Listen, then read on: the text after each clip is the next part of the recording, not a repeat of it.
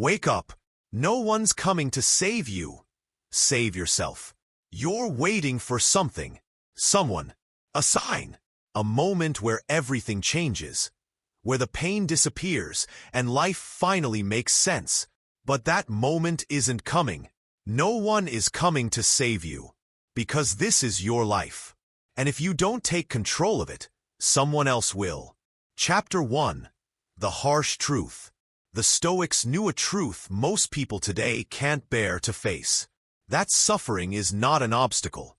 It's the path. Marcus Aurelius wrote, "You have power over your mind, not outside events.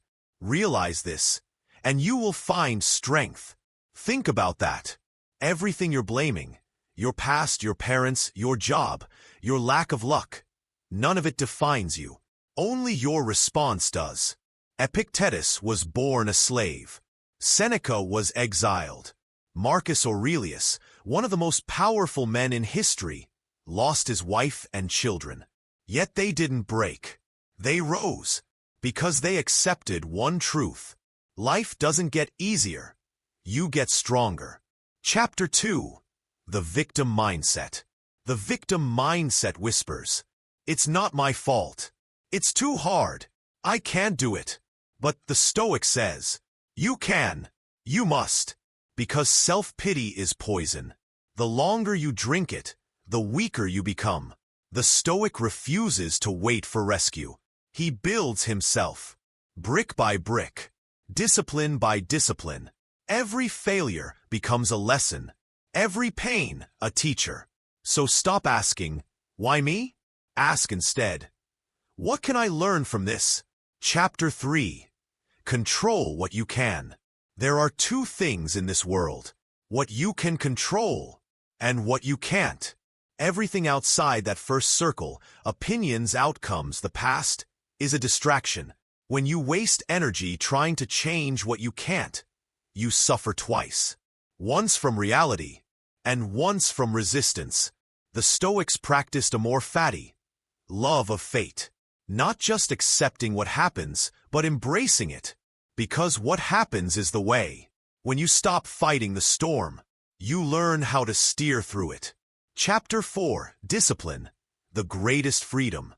Discipline is freedom, not punishment. Freedom from laziness. Freedom from chaos. Freedom from regret. Seneca said, "No man is more unhappy than he who never faces adversity, for he is not permitted to prove himself." When you wake up early, when you study when you don't feel like it, when you train your mind and body, you are proving yourself. Discipline is self-love in action. It's saying, "I am worth the effort." You don't rise to the level of motivation. You fall to the level of discipline. And the Stoic knows, a man without discipline is a slave, not to others, but to his own impulses. Chapter 5. Emotional control. The Stoic doesn't run from emotions. He studies them. Anger, fear, envy. They're not enemies. They're signals.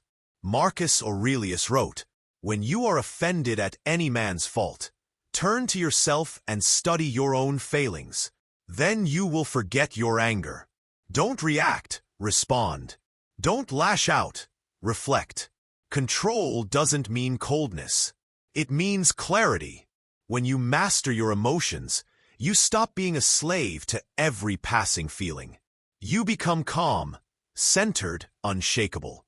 That's true strength. Chapter 6. The Stoic Morning. The Stoics began each day with reflection. Before the world demanded anything from them, they demanded something of themselves. Try it. Each morning ask, 1. What is within my control today? 2. What can I accept without complaint? 3. How can I live with virtue, courage, wisdom, justice, temperance? Because the world will test you. People will provoke you. But your preparation, your philosophy, will keep you steady. You don't rise to meet the day. You prepare to meet it. Chapter 7. Death and Impermanence. The Stoics meditated on death daily. Not out of fear, but perspective. You could leave life right now. Let that determine what you do and say and think. Marcus Aurelius. You are temporary. So is your pain. So is your success. But meaning is eternal. When you remember death, you stop wasting time. You stop waiting for permission. You live now. You love harder. Forgive faster. Act bolder. Because every moment you delay, you trade a piece of your life you can never get back.